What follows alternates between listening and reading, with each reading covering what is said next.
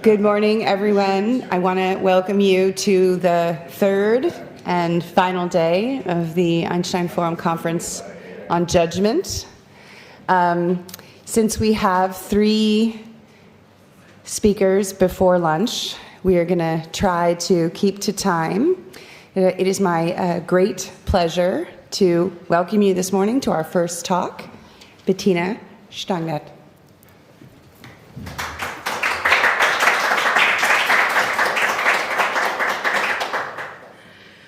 Guten Morgen. Before we start, let me tell you a little story or a little history about one judgment. We could, better.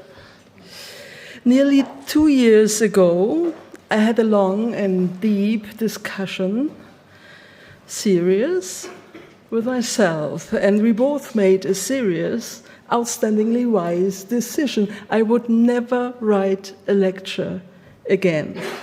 A philosopher should be able not only to talk, but to think in public, not presenting thoughts, but being vivid thinking. Over 2 years, it went quite well. But then I got an email from Susan with the question if I would like to come to this conference. Of course, as a philosopher, one cannot come to Susan without new things, unheard things, unpublished things, unthought things. You mean it's Susan? So I accepted, because I had never talked about my project in progress before. Susan, I'm allowed to quote you. Wenn du möchtest, könntest du auf Deutsch sprechen. Die meisten werden auf Englisch sein. I had a serious discussion with myself, and we both made a serious, outstandingly wise decision. I'm a strict believer in the power of conviction, and as a wise man said, things, they are changing. Judgment, the willful step in Heraclitus River, thinking and time, movement 1. Good morning. And many thanks for your interest in this somewhat flowery announced lecture. But philosophers know that they have to decorate epistemology very well to make it bearable. Theoretical philosophy is a hard stuff, dry, boring, no jokes, no touching moral discussions, no political subjects. Sorry for this trap. Thinking and time, what is this supposed to be? You all know how to think. You know the most important things about time because you are here on time. So why should you care? You did not decide to spend your life with a theory of thinking. Most of you haven't, I get. Nevertheless, it's my firm intention to make clear that it is urgently necessary for everyone to think once again, and above all, different about times. And because I will take your time for my adventure, or for a little insight into what I do with most of my time, let me try another advertisement trick and quote a recent confession of Anne Applebaum. Should you not know her, Anne is a profound historian, an impressive journalist for The Atlantic, who does not have any reason for the fear to be blamed for her Barbie Pinky Flower optimistic worldview. Ask about her thoughts on the 27th of March 2025, after Donald Trump in office for his second 100 days.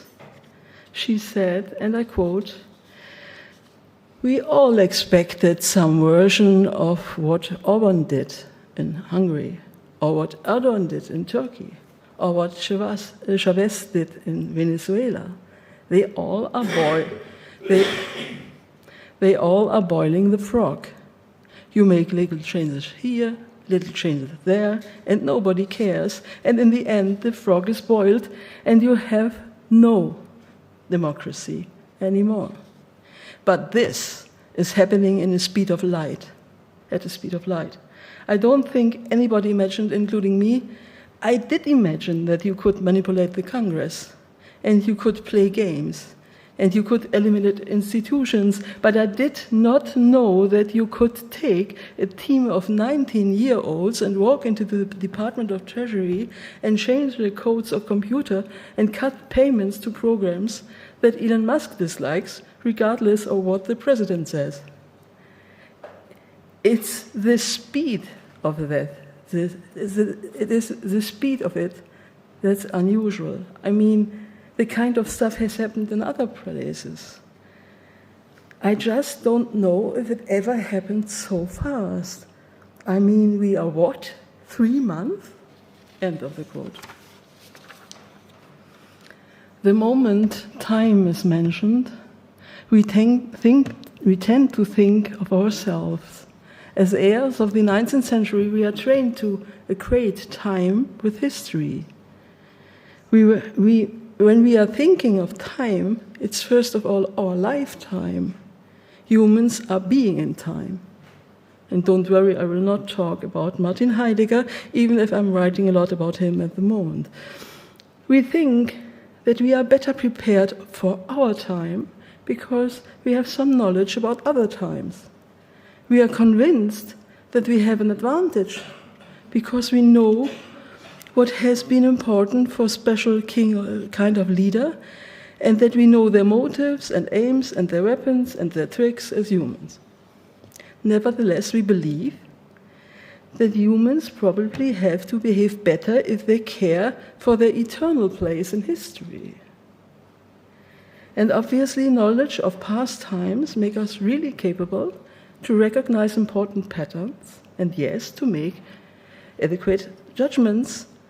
But it is enough to play the autocrat's playbook only a little bit faster, and we are too late, despite our knowledge.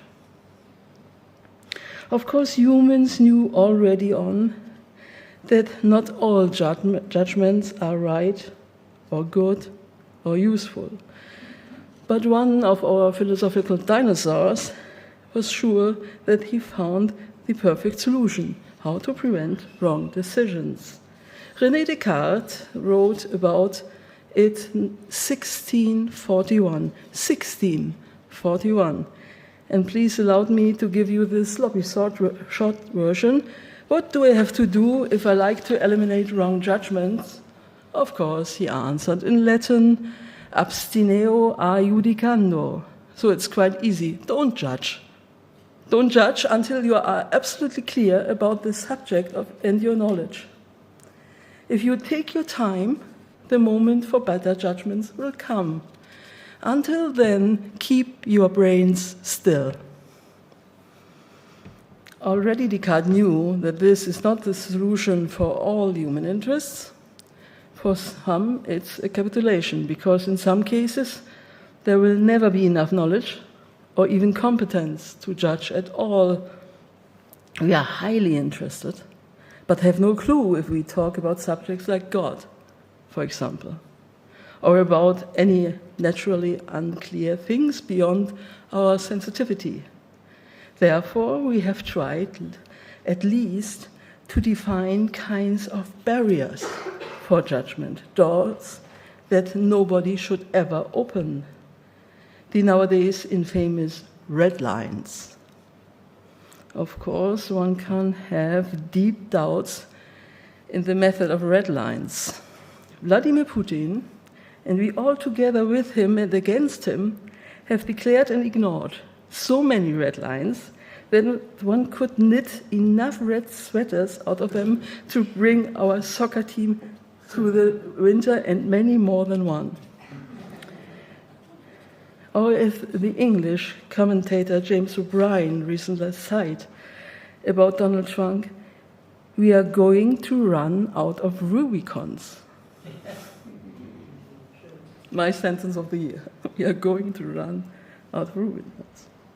Humans, we have to confess, are simply not good in respecting their own limits at all, or we are simply bad and realistic expectations when we think about ourselves.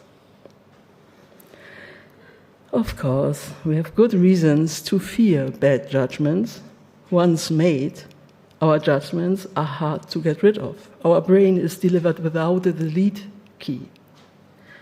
But we have to ask ourselves if we are really so convinced that we can prevent judgments on uncertain grounds by sitting out the judgment. Nonetheless, it seems that we still want to believe that better judgments are only a question of time. Our education, most of our hopes, are built on this belief. Honestly, sometimes one could get the suspicion that this is our only program of enlightenment at all, giving us more time. Do not think too fast. Take your time. We admonish not only the children, we have to think better, deeper, longer, seriously about the subject.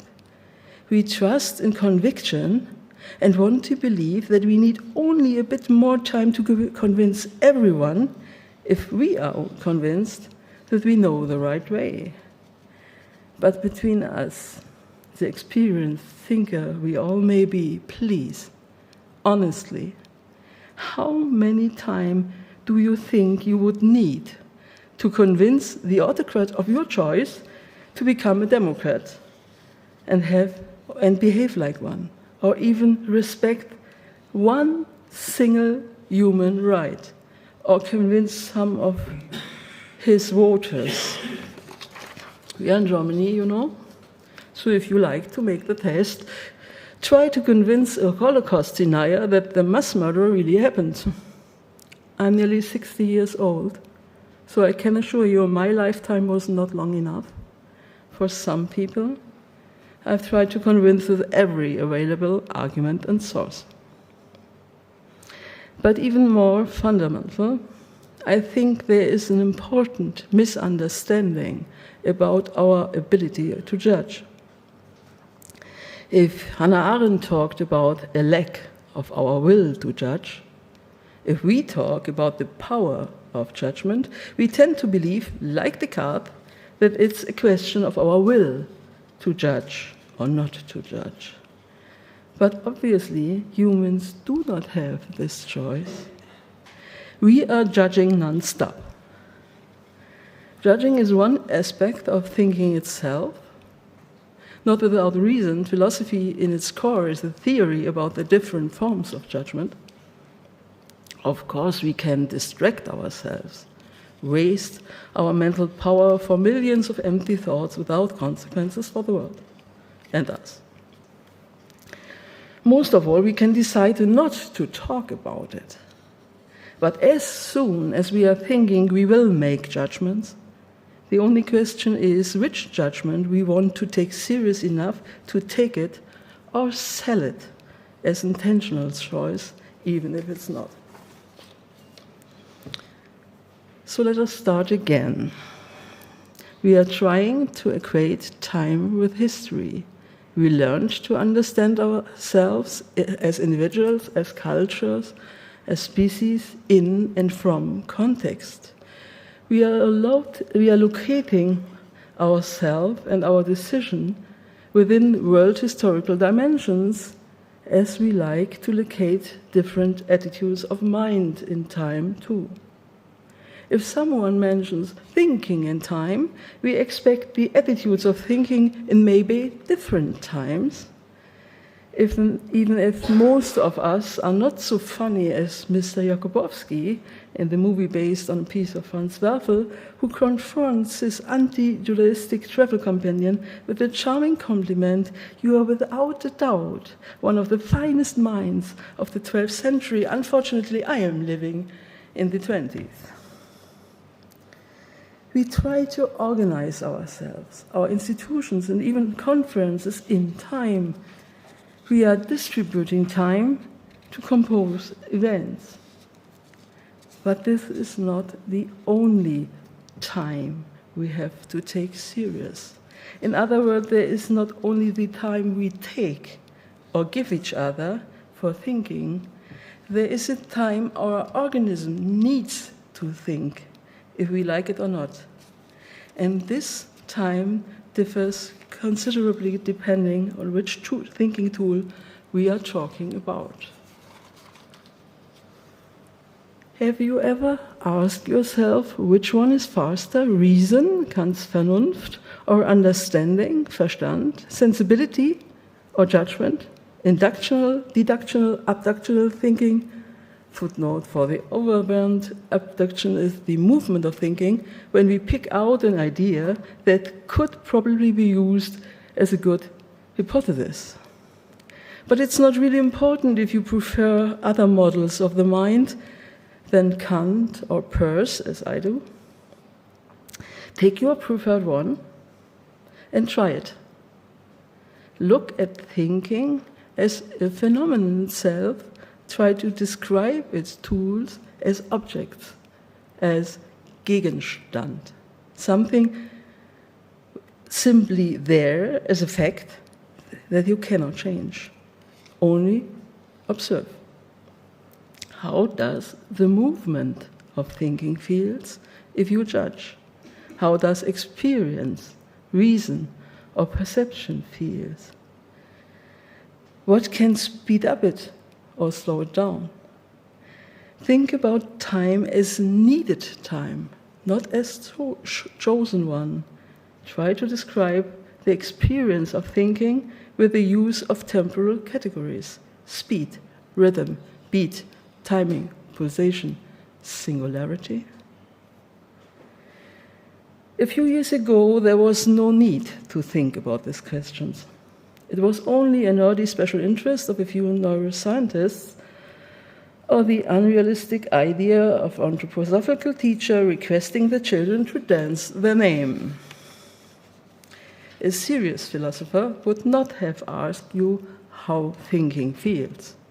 Okay, Hannah Arendt did, but on the other hand, my own doctoral supervisor would never have called her serious.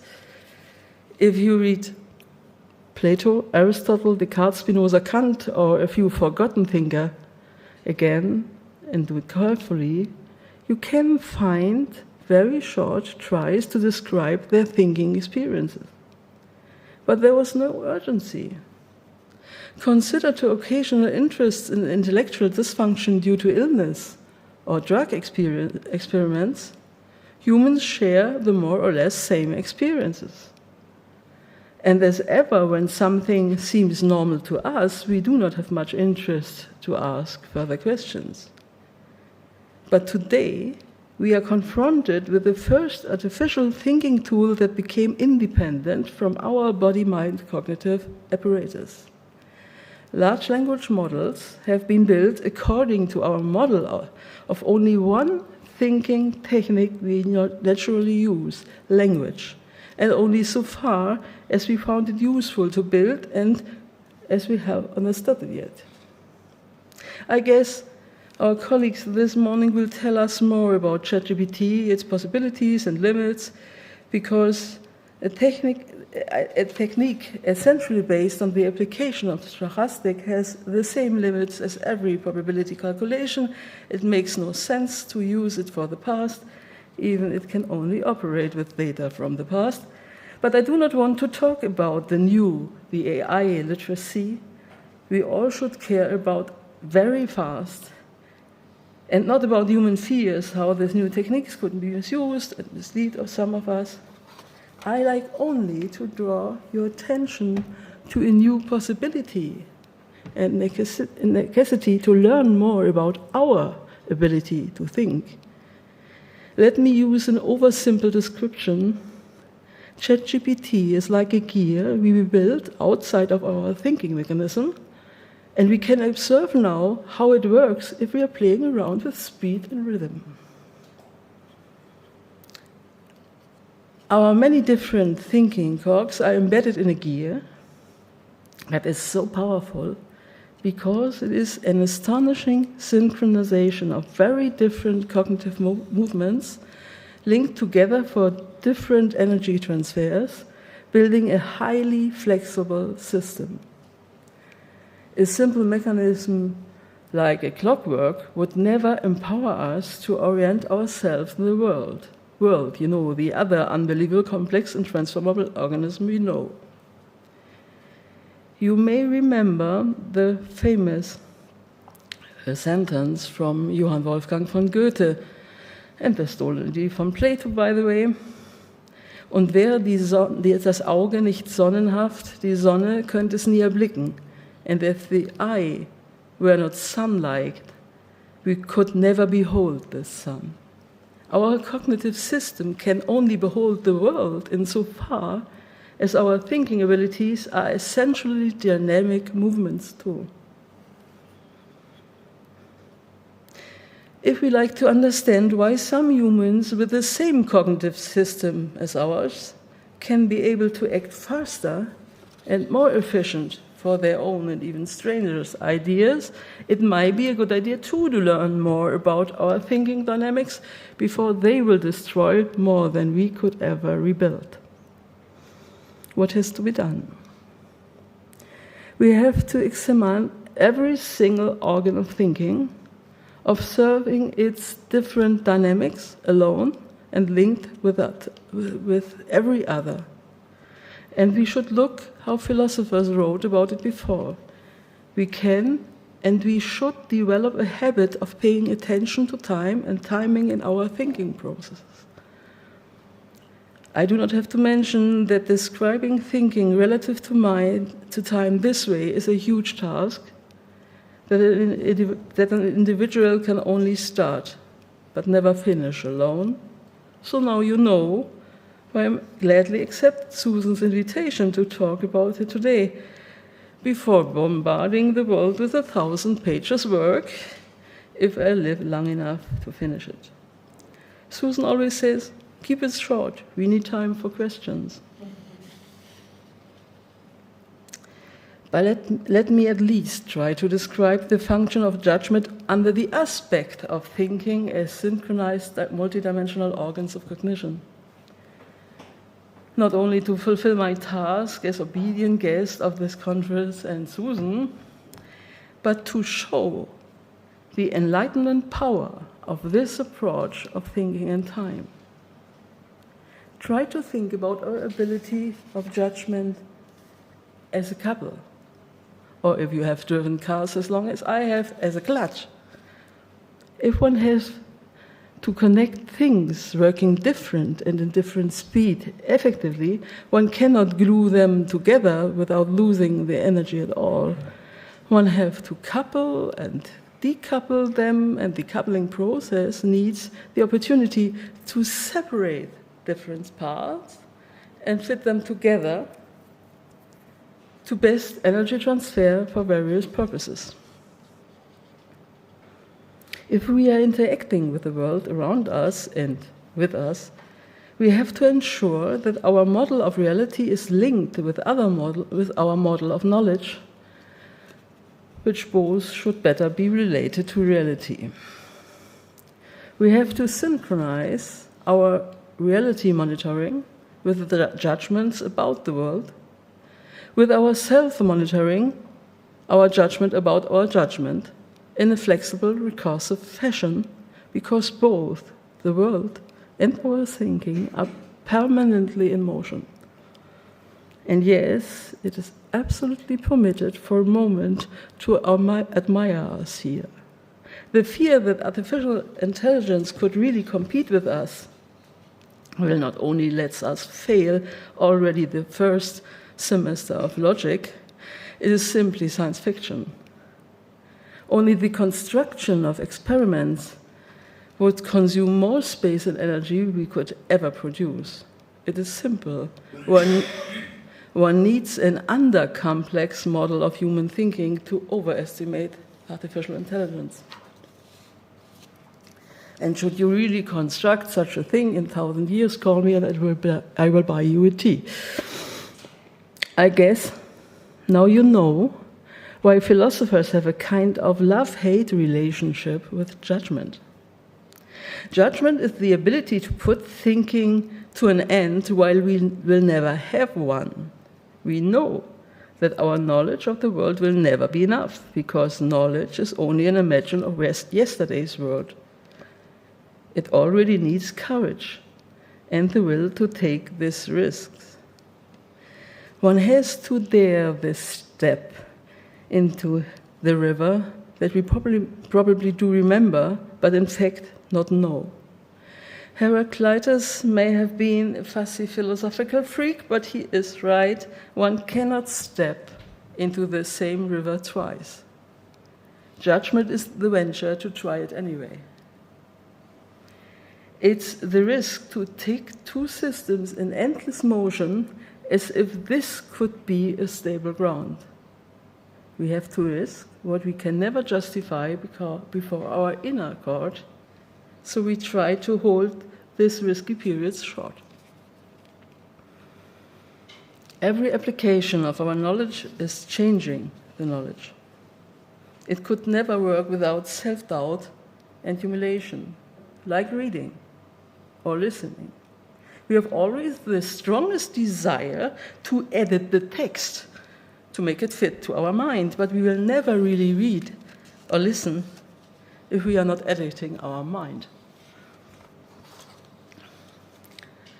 Like other knowledge, the knowledge about thinking and time, even in its instinctive form, can be easily misused, and misuse can only be noticed if we recognize it.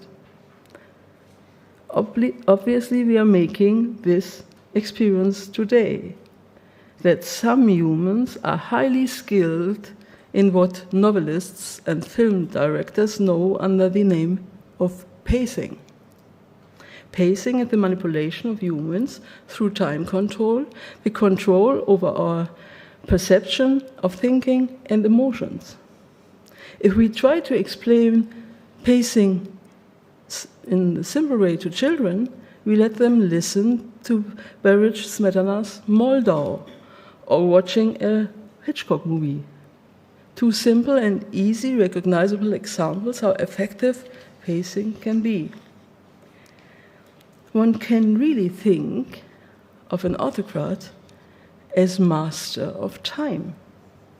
That's the reason for making a bet on his career, even if we are not like him. Staying in a circle brings real advantage, because looking for survival, what we have to fear the most are unpredictable things. But you can only navigate the most devastating chaos if you are near enough to the spreader of the chaos. In fact, it is very easy to confuse our sense of thinking times and the balance in our cognitive system. Some call it a new style of leadership. But only because we have not noticed these techniques before, does not mean that they have not been used effectively before.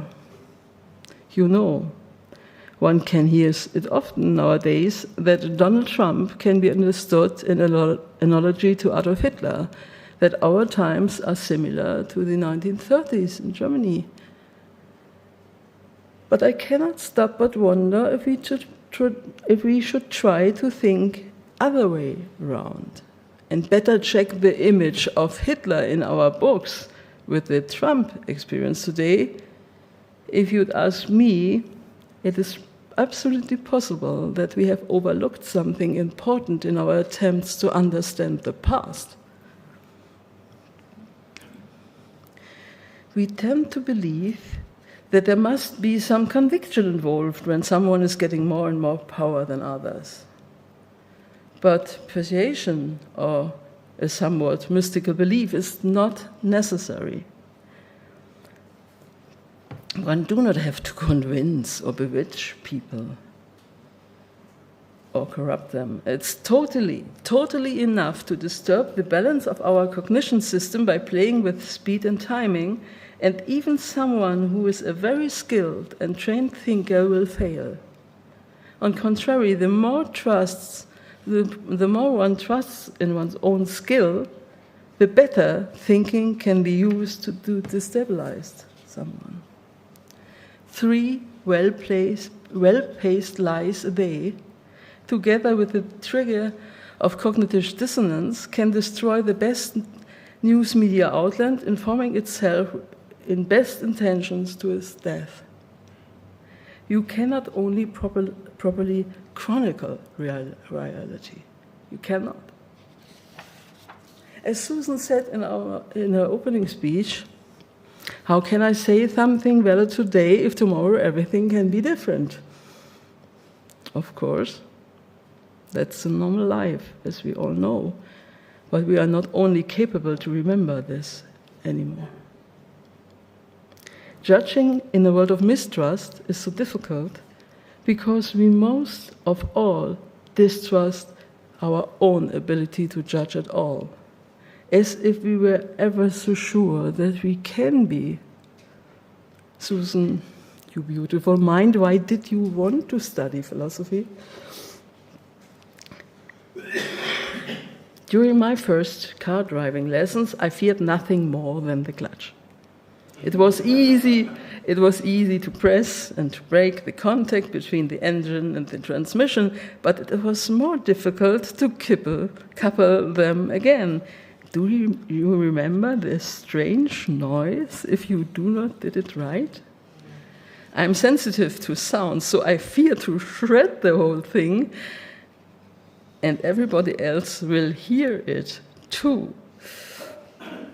The faculty of judgment is similar. It is easy to decouple our cognitive system.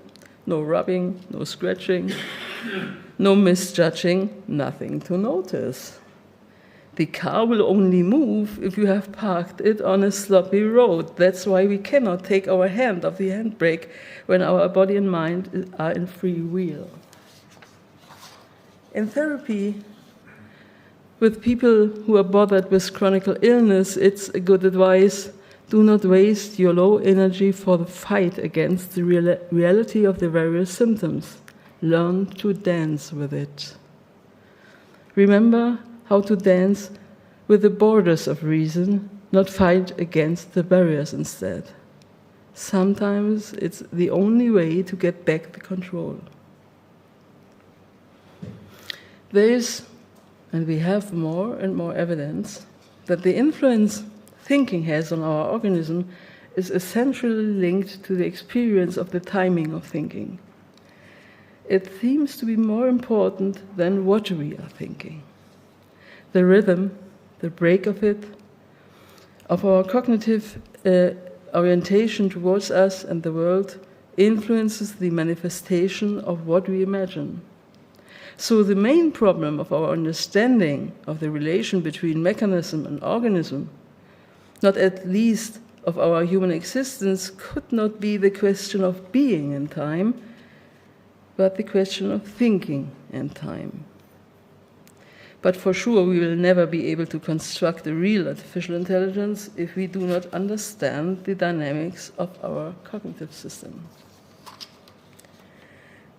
If you are curious now about theoretical philosophy, especially about thinking in time, you have not to follow my adventure.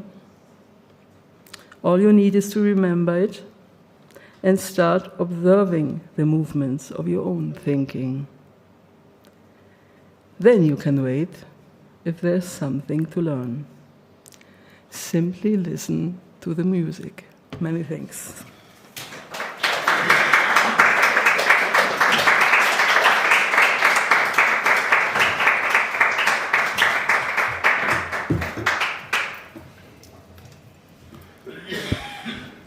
Yes, Rainey. Thank you very much.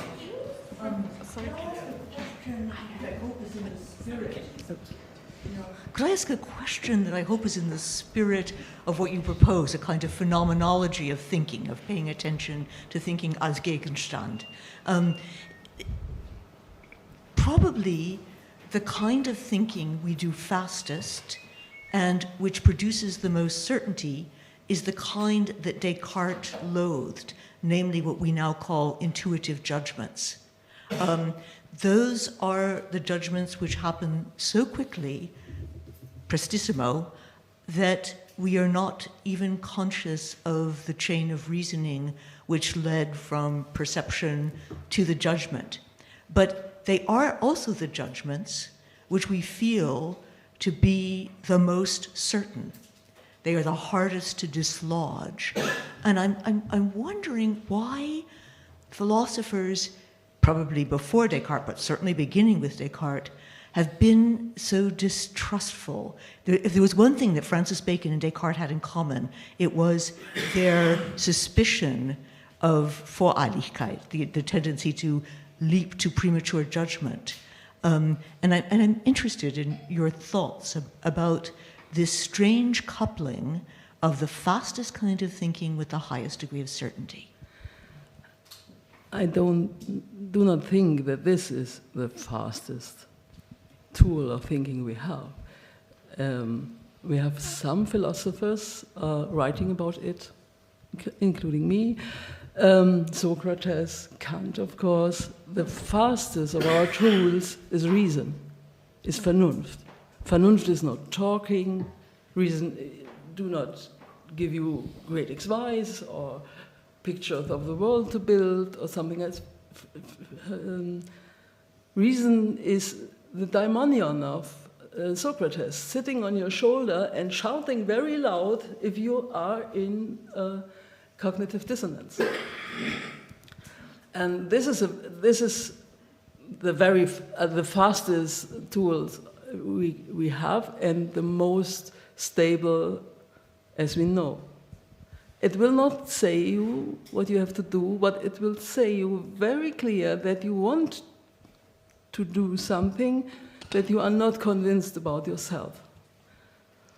And this is the base of Kant's whole philosophy and morality, of course. Not every philosopher will interpret it like that. It's very easy to overestimate the result of this Vernunft or Socrates' daimonion, and then it will be very difficult. If you think that Vernunft, that reason, in the sense of Kant or Plato or Aristotle and lots of others, if you think Vernunft is something strange, something a whole worldview, then you make the mistakes we know very well. We know the mistakes of people talking about reasons for mass murder, and reasons for cruelty, and reasons for violence, and reasons for bombing other states. It's easy to find justifications for things you want to be only with mentioning consequence. Of course, consequence is based on reason. You cannot think consequence without this tool, reason.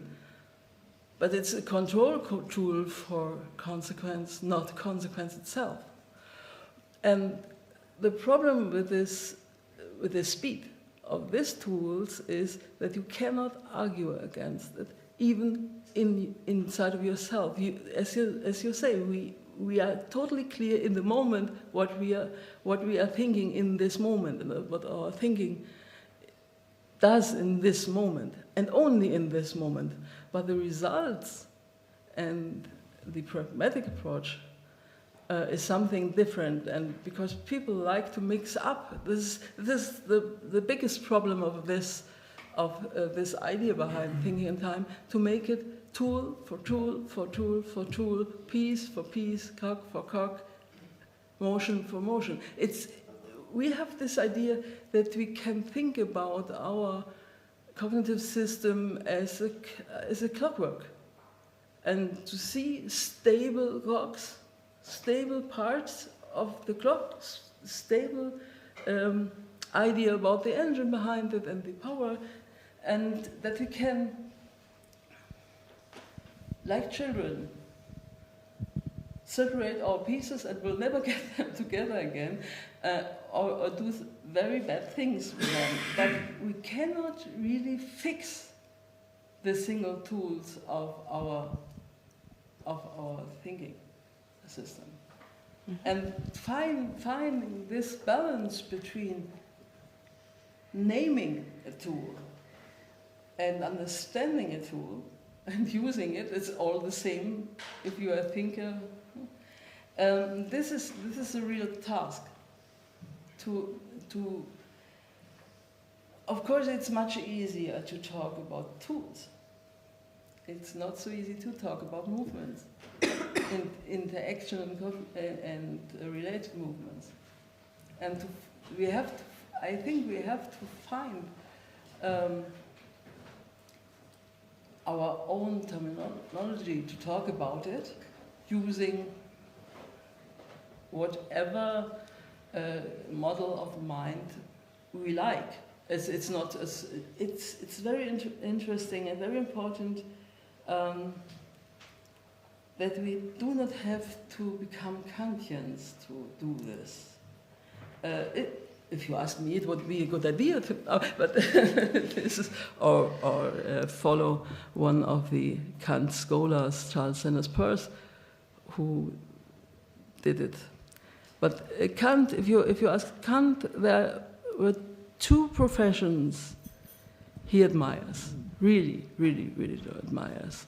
To be, and now you have to help me, to be ein Landvermesser. Surveyor. Peirce was one in his life, or to navigate on open sea. For him, this was the greatest thing human mind can be, and he tried to compare his own critiques with this navigation on the free ocean, and paint it down. Try to paint a wave. You have to be a Japanese to make it properly. Susan. That's it's interesting that you mentioned those two professions, because there's so many judging metaphors throughout his work that I thought you were going to name that as a profession. But let me put that aside for a second. I really liked your claim, the autocrat is a master of time. Because, as I'm hardly the first person to point out, in fact, you even quote Anne Applebaum as pointing out something similar, but even I can agree with Anne Applebaum once in a while. What we're all suffering from since about January 21st is this sense that they are deliberately messing with our sense of time.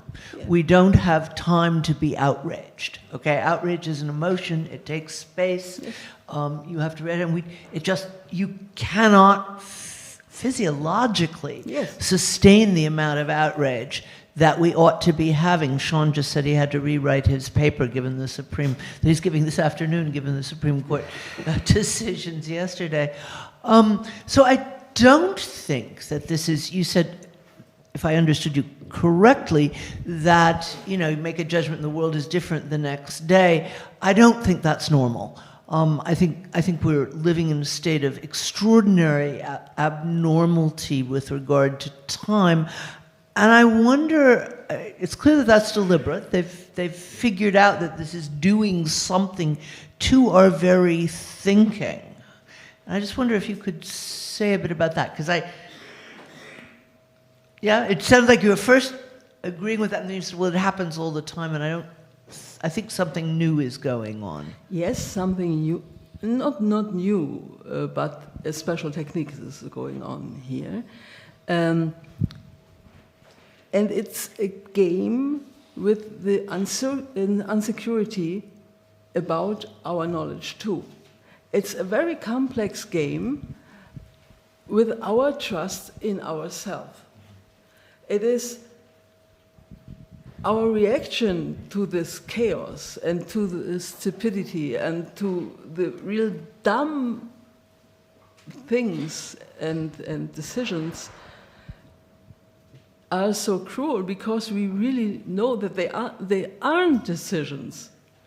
Sometimes it's mood, sometimes it's sadism, sometimes nothing is important.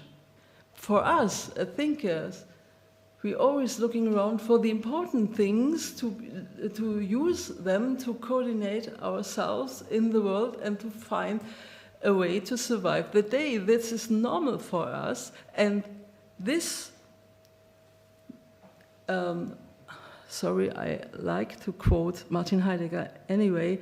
Heidegger said, the human is unbehaust in the world. He has no home, no feeling of home in the world. The world is not a private, friendly, intimate room. It's difficult to survive the day.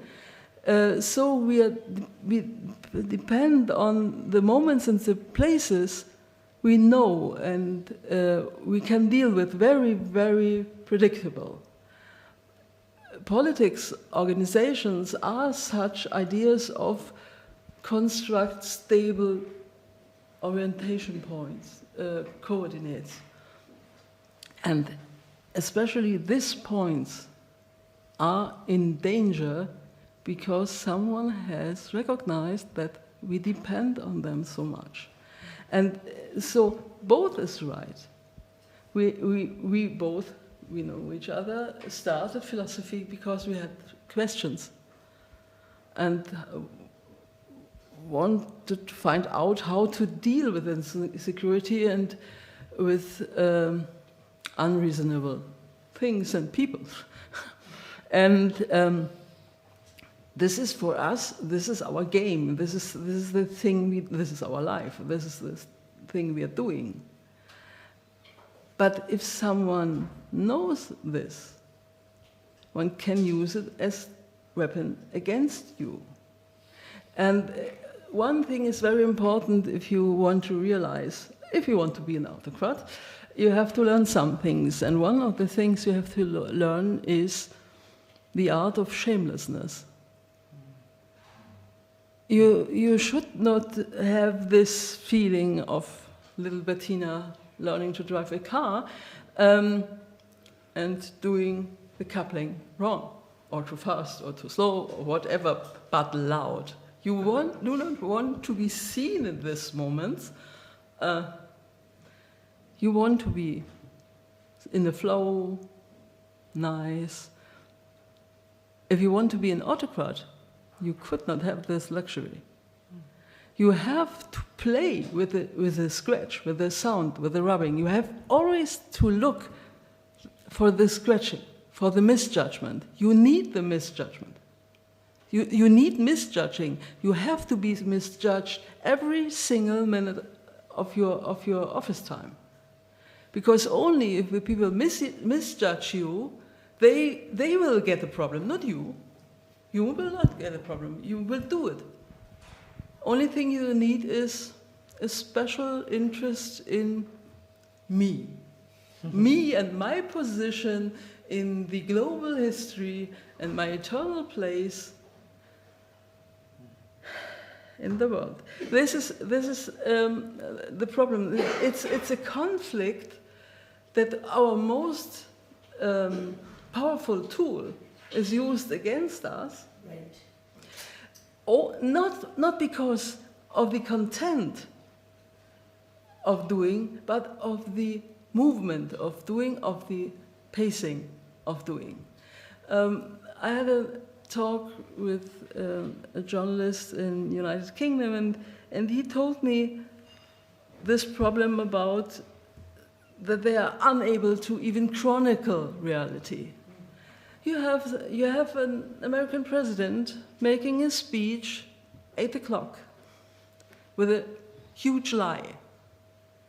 You try to document this lie and you do not know if it's a lie or not. So you are a journalist, you have to document it fairly objective, and you put it down. You are at the point, you spread it around the world. The people read it, think about it, have the same problems you have, reality or not reality, and 8:15, the same person will hold the next speech or make a real truth message and think the different thing. So what should you do?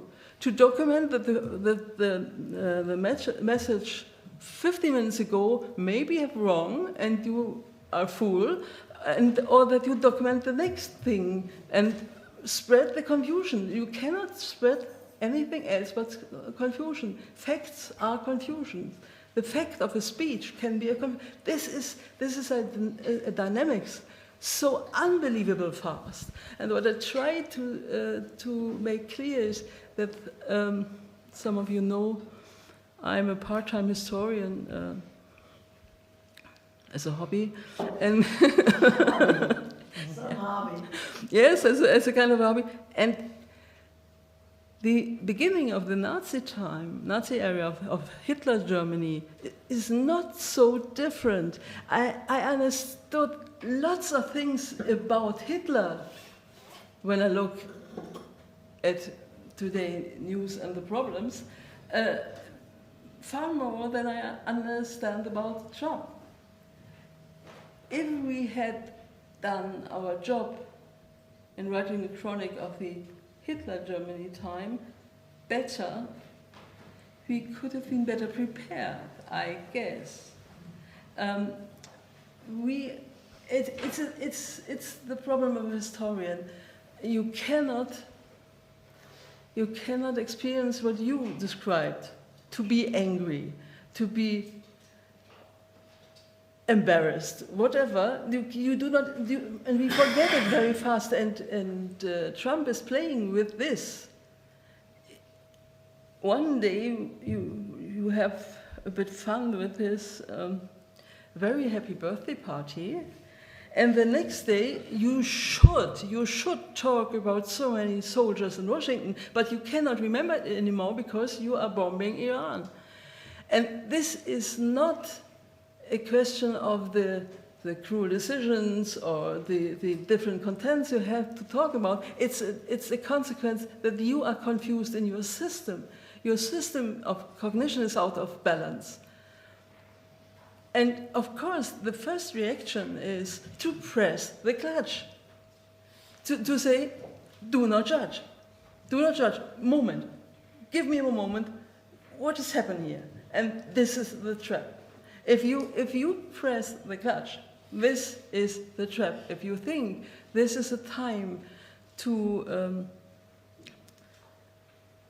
how would Descartes say it, to make a reservation inside and try to meditate and not to make judgments, then you're lost. Then this is the moment you are lost, and this is the aim of these techniques. You should not be able to think properly. You know, I wrote a book about Adolf Eichmann and his methods, the techniques he used, and the same methods, and you need shamelessness. It's the techniques of shamelessness, and we all are struggling with shame and our feelings to make mistakes. And this is our weakness. It's funny, it's our weakness.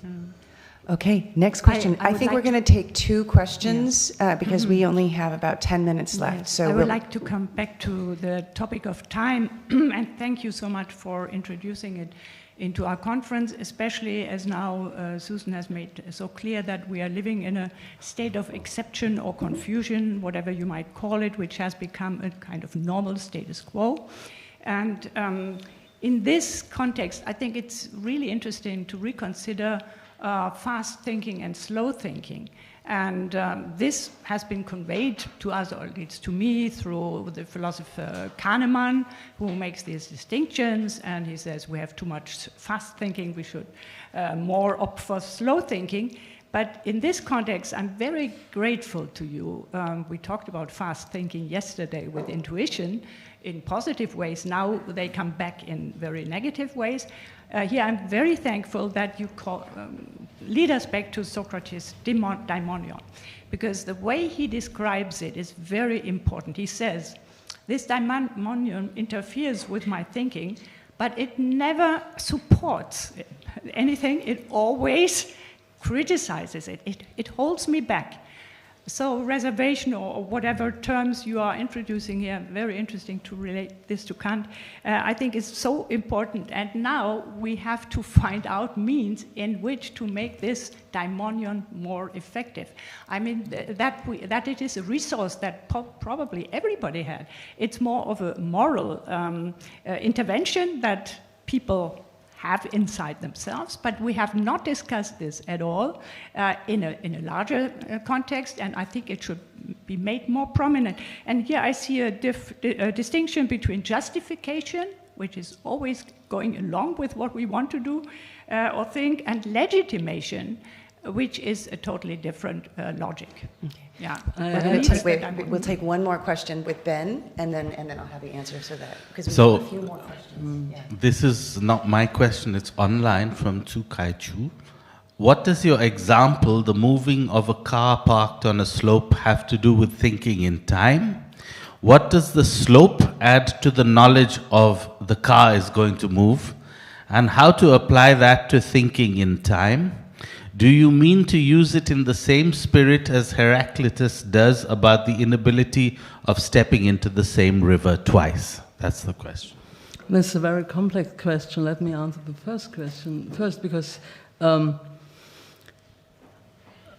years ago I wrote a book with the misleading title Evil Thinking, Böses Denken. This was my attempt to talk about it and to talk about reason and what reason can be and how we can integrate this fast cognition tool into our slower tools, and how difficult this can be if you do it in the wrong way. I could talk about time and thinking in the way I did, because we have impressive, okay, perhaps not for philosophers, but impressive results from neuroscience. For around 20 years now, we are interested. I could give you some good literature about metacognition, and it's 20 years ago when we the first time could prove that doubts will really slow down measurable your power of judgment. Your decisions, if you have doubts, if you are insecure, and if you are insecure time after time after time after time, we can see in numbers, and people like numbers, we can see in numbers that we're really getting slower. This is not such a great thing for a philosopher who read Descartes, but it's a proof that Descartes was not a fool. It is you can manipulate your own abilities and tools with doubt or spreading doubt. This research is in the beginning, but I think we will find more and more and more little things. Today we know that we have small organs in our brain for pacing. Otherwise we could never sleep and wake up again. And we know a lot about this blue spot in our brain. So this is the reason, because today it's easier to ask these questions on one side because we knew artificial intelligence in its beginning, and on the other side we get more and more information about our body. The problem was, or my image, it was, of course, it was only an image of standing on the sloping road is that it's absolutely fine and no problem if you press the clutch. It's absolutely okay, and we teach it for generations. Take your time. Do not overhaste judgments. Discuss it with others. Use the time to get better.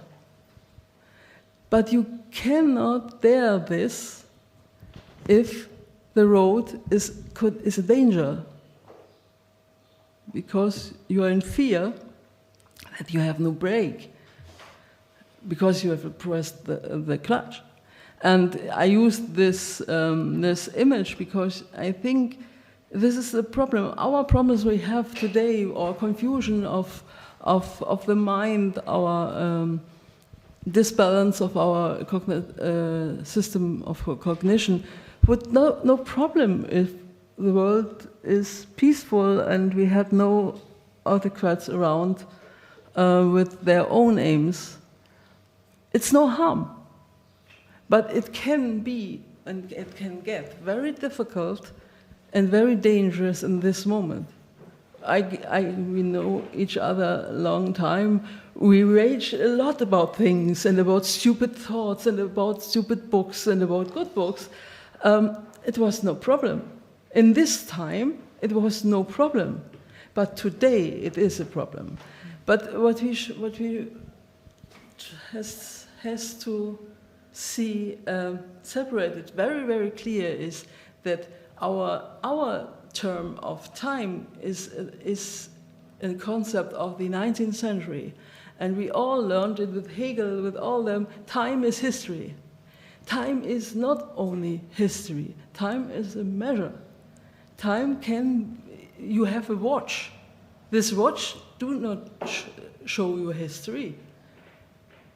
If your watch will show you history, you will come too late everywhere, or too early. It's epistemology. What my main interest in philosophy, Erkenntnistheorie, theory of knowledge, is an Aristotelical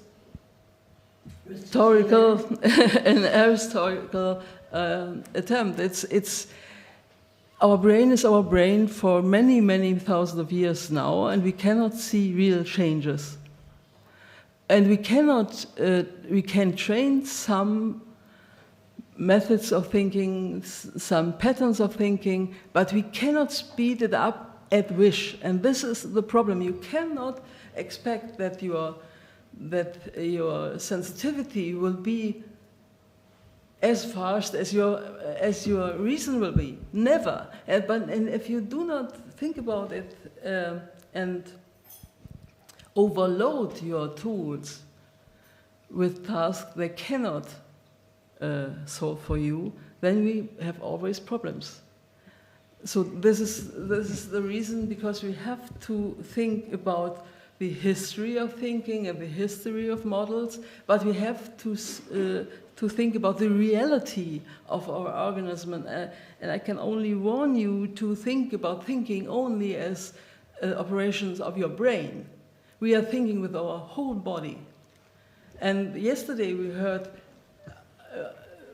how we can embody special concepts and to become near to them, to integrate them in our own behavior, and our body is able to help our brain.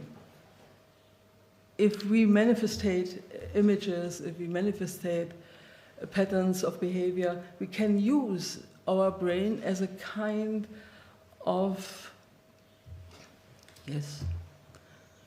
a cloud. All right, Cloud of our brain. One more question. Scott? Hi, thank you so much. I really like the clutch metaphor for pushing in the clutch.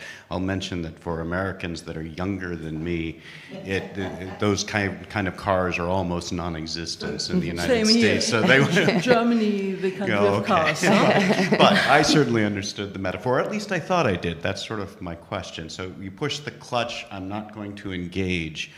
and I'm going to not make a decision, not judge on a question. And you said that's the trap, then you are lost. There are certain circumstances where you just need to act one way or the other. If you're on a hill and the brake's not working, you'd better engage, or you just lose control of the car. Obviously, from a rational standpoint, sometimes the thing to do if you care about truth, is to push the clutch. If somebody asks me, is Goldbach's conjecture true? Is every even number greater than 2 the sum of 2 primes? I don't know. It would be silly of me to venture an opinion, to venture a judgment. And yet there are these times where we need to act, and especially with the autocrats as the master of time, we run the risk, of course, when we push the clutch too quickly, when we don't have enough information, to mix the metaphor, that we might get it wrong. How do we decide when to judge in a way that might seem rationally premature because circumstances necessitate it? Do you have advice for us on when to do that? And I want to add to that, because you just talked about pattern recognition as well.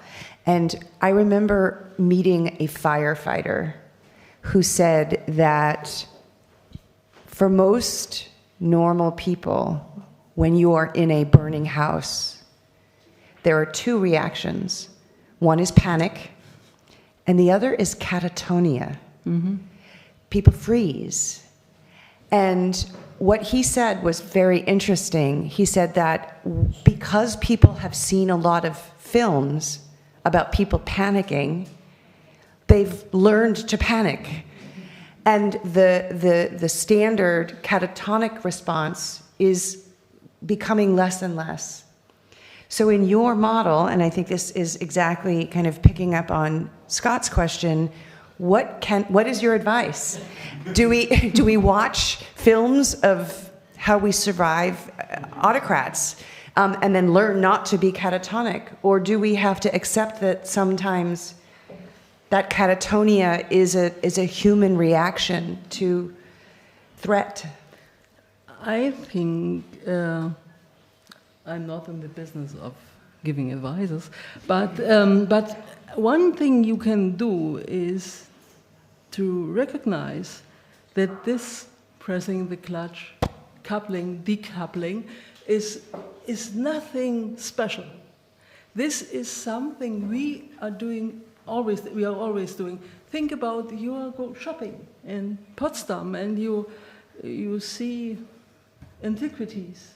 A great, let us take it, ancient watch, and you love it, and you think about how it will look in your parlor and whatever. And what do you do next? You switch your gears, and you think about money and calculation, and you begin to calculate.